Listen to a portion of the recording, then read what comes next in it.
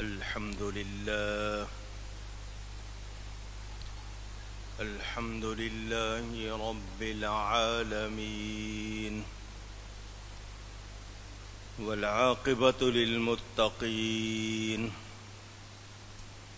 والصلاة والسلام على رسوله سيد المرسلين رحمة للعالمين شفيع المذنبين سيد الأولين والآخرين سيدنا ومولانا محمد رسول رب العالمين وعلى آله وصحبه أجمعين. أما بعد فأعوذ بالله من الشيطان الرجيم. بسم الله الرحمن الرحيم. وإن هذه أمتكم أمة واحدة وأنا ربكم فاتقون.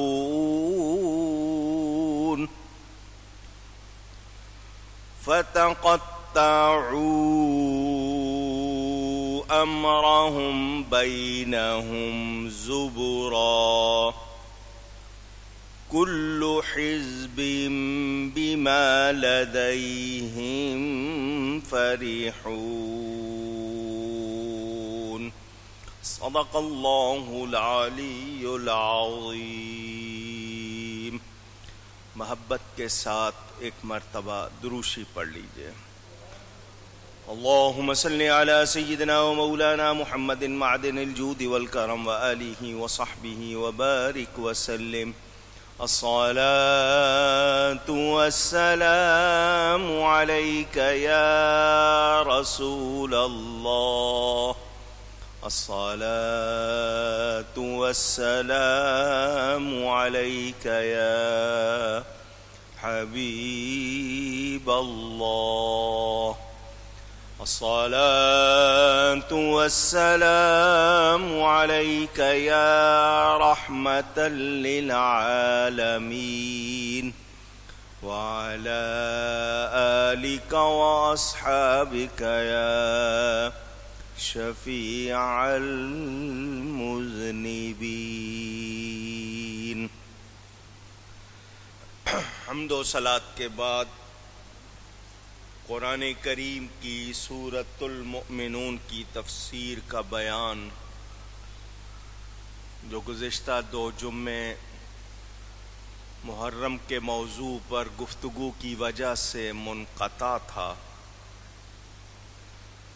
آج پھر وہیں سے بیان ہو رہا ہے.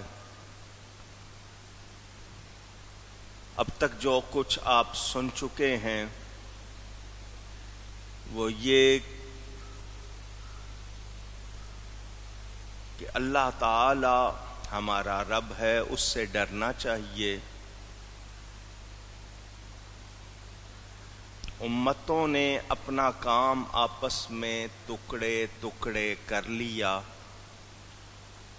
ہر گروہ جو اس کے پاس ہے اس پر خوش ہے. اس حوالے سے جو باتیں آپ تک پہنچا چکا ان کو دہرائے بغیر خلاصے کے طور پر اتنا عرض کر رہا ہوں. میں فرقوں کی تاریخ بتا چکا آپ کو، فرقے کیسے بنے، کب بنے اور کنہوں نے بنائے. آج تک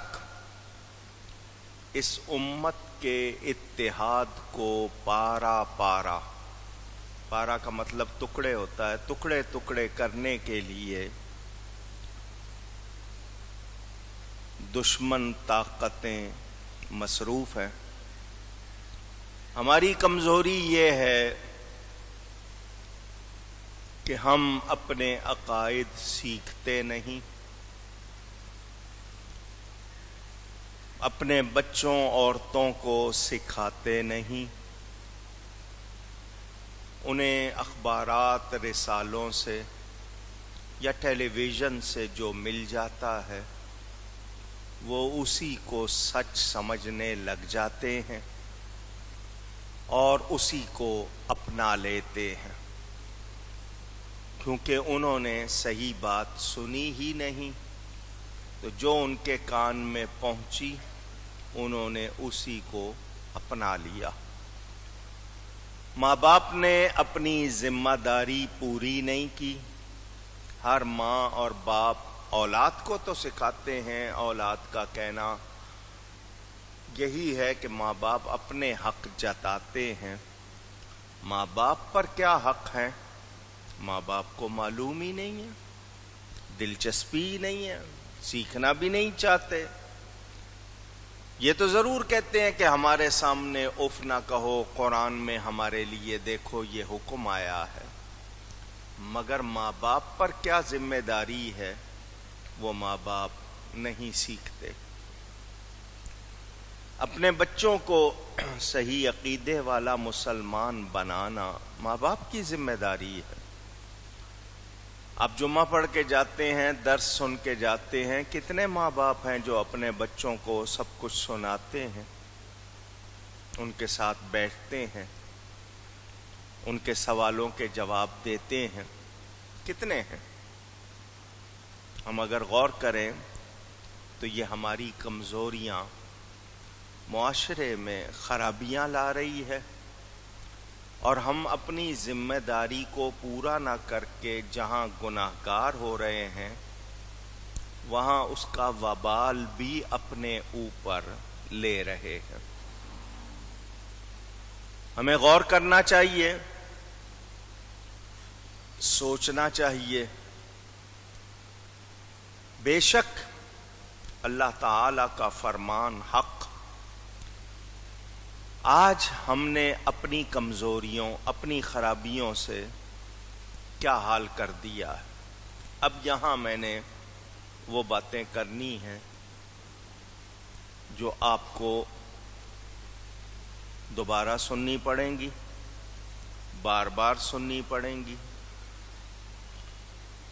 ہماری حکومت، سیاستدان، سیاستکار، ہمارا میڈیا، اس پہ آنے والے اینکر جو باتیں کرنے میں بڑے ماہر ہوتے ہیں اور یہ سمجھتے ہیں کہ سارا ٹھیکہ ان کے پاس ہے، ایک مافیا کی طرح وہ بھی اپنی رائے ٹھونستے ہیں اور لوگوں کو لڑوانے میں بڑا زوردار کردار ادا کرتے ہیں۔ ان سب کا یہ کہنا ہے کہ جی ایک دوسرے کے پیچھے نماز نہیں پڑھی جاتی، ایک دوسرے کو کافر کہا جاتا ہے، نفرتیں پھیلائی جاتی ہیں، منبر و محراب سے لڑوایا جاتا ہے، مدرسوں میں ایسی تعلیم دی جاتی ہے جو نفرتیں بڑھاتی ہے، عسکریت پسند تیار کیے جاتے ہیں، وغیرہ وغیرہ، جو بھی ایک تفصیل آپ سنتے ہیں۔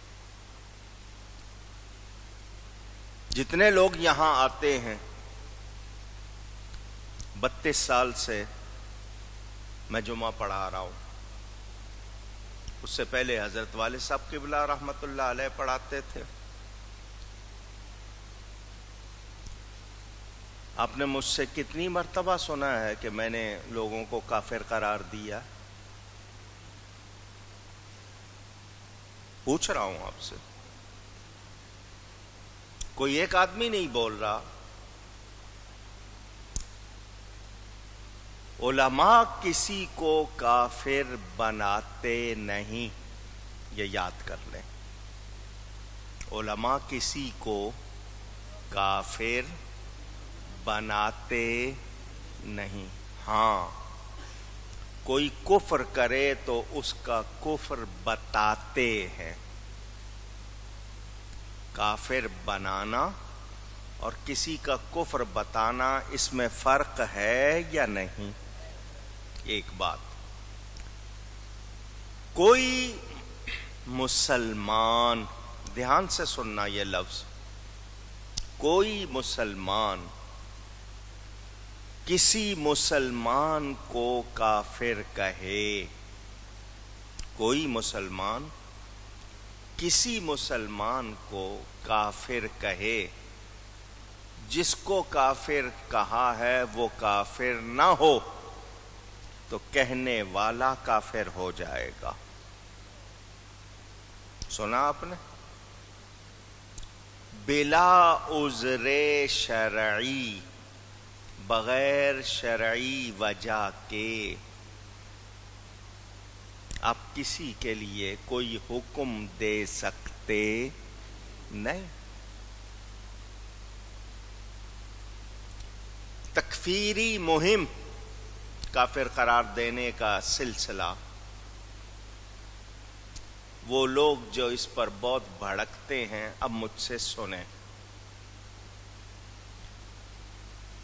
قرآن نے کیا کیا کفر ہے بتایا ہے یا نہیں؟ اونچی کہہ رہا ہوں. حدیث شریف میں کیا کیا کفر ہے یہ بیان ہوا ہے یا نہیں؟ تو پھر کوئی کل کو یہ کہہ دے کہ اللہ تعالیٰ نے بھی بندوں کو ایسا کر دیا، نبی نے بھی ایسا کر دیا، تو کیا آپ قبول کر لیں گے؟ ڈاکٹر مرض بناتا ہے یا مرض بتاتا ہے؟ پوچھ رہا ہوں آپ سے. بتاتا ہے. کسی میں مرض ہو اور وہ بتایا جائے تو یہ بھلائی ہے یا دشمنی ہے؟ اس مرض کو دور کرنے کے لیے کوشش کی جائے تو یہ فساد ہے یا یہ بھی کوئی اچھا کام ہے؟ اچھا. سب نے کہا اچھا کام. قرآن یہ کہتا ہے اللہ کی رسی کو مضبوطی سے تھامے رہو، وَلَا تَفَرَّقُوا، ٹکڑے ٹکڑے نہ ہو. وہ درست اللہ کا فرمان ہے، دل و جان سے ماننا. اب میرے سوال آگے شروع ہو جاتے ہیں. حبل اللہ، اللہ کی رسی سے مراد کیا ہے؟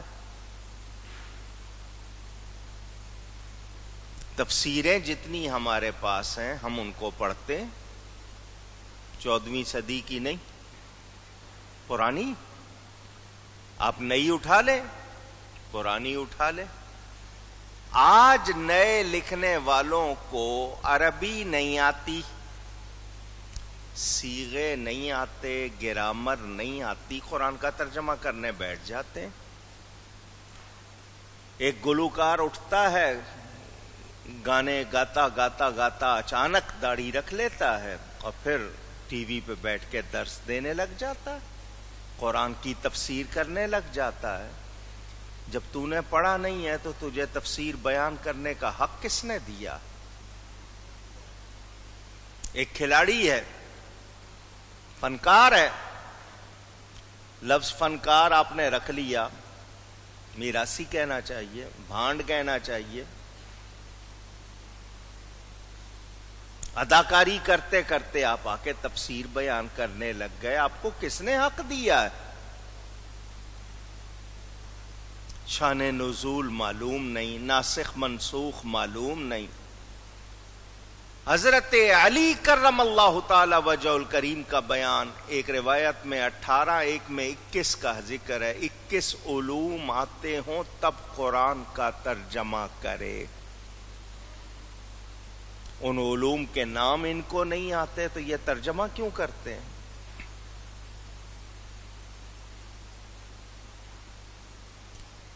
القاب لگانا، میڈیا کی طرف سے کسی کو بڑا بنا کے پیش کرنا آج کل عام ہے۔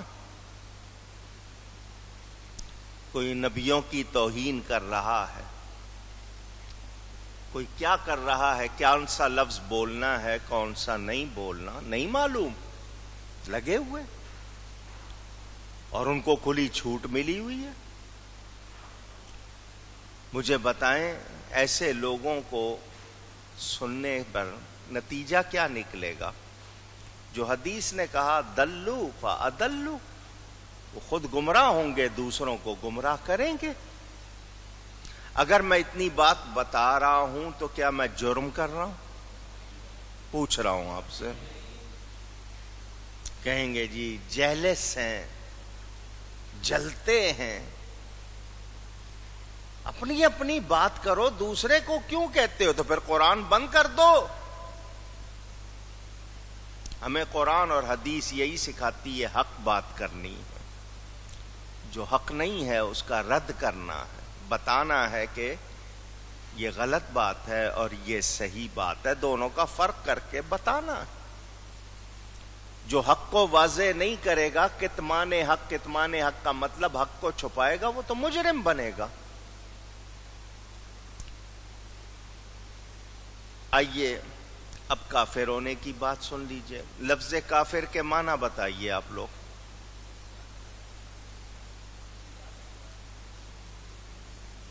عام لوگوں سے پوچھ رہا ہوں، نہیں معلوم، سیکھا بھی نہیں۔ انکار کرنے والا، کافر کس کو کہتے ہیں؟ انکار کرنا۔ آپ مسلمان ماننے والے کو کہتے ہیں، کافر آپ انکار کرنے والے کو کہتے ہیں۔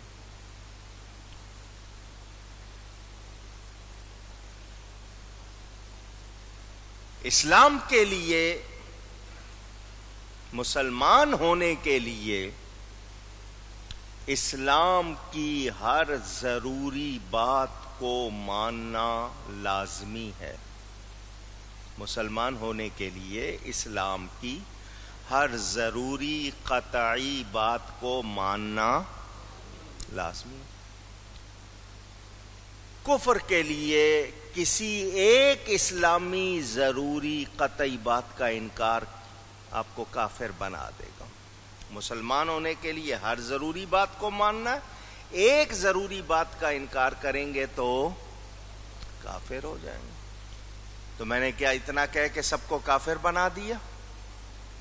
پوچھ رہا ہوں آپ سے، میں بتا رہا ہوں۔ اب اسلام کی کون کون سی ضروری قطعی باتیں ہیں مجھے بتائیے، پوچھنا چاہتا ہوں۔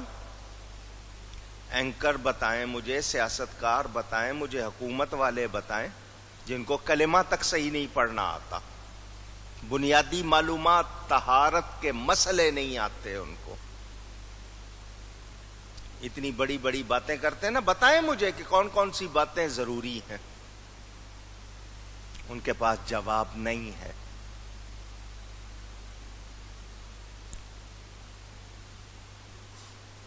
میں آج کے دور کے حوالے سے بات کروں، ختم نبوت، حضور صلی اللہ علیہ وسلم آخری نبی ہیں، یہ عقیدہ ہے۔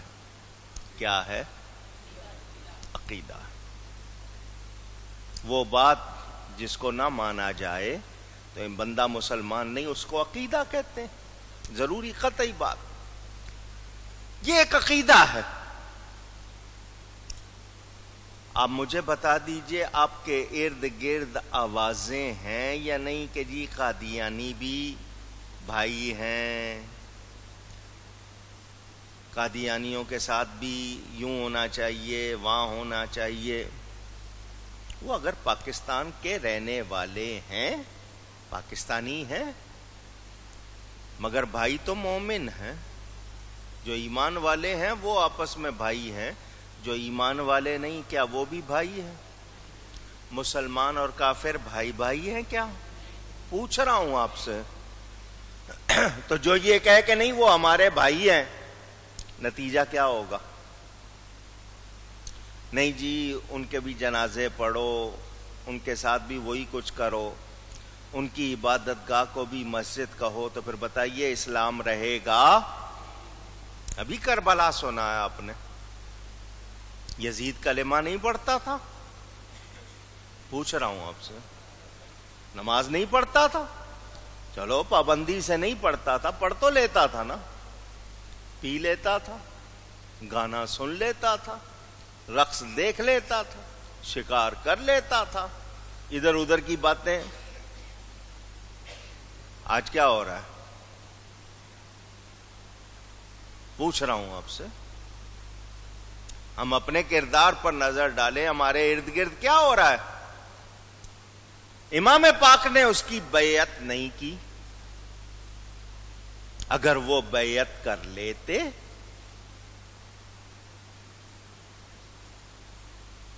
تو پھر یہی مشہور ہو جاتا کہ بندہ خراب ہو یا برا ہو، گڑبڑ شڑبڑ کرتا ہو، خرابیاں ہوں، اس کی بیعت بھی کر لینی چاہیے. نواسہ رسول نے کر لی تو ہم ان سے اچھے تو نہیں ہیں نا، ان کے برابر نہیں ہیں، اچھے کہاں سے ہوں گے ان سے؟ تو جب انہوں نے بیعت کر لی ہم بھی کر لیں، یہی ہوتا نا. امام نے بتا دیا میں ایسے شخص کی بیعت نہیں کروں گا کیونکہ یہ اسلام کے مطابق درست نہیں ہے. ایک دیوار ایسی درمیان میں بنا دی، 1374 سال ہو گئے کربلا کو، کوئی گرا سکا اس دیوار کو؟ اچھا کہتے ہیں جی ایک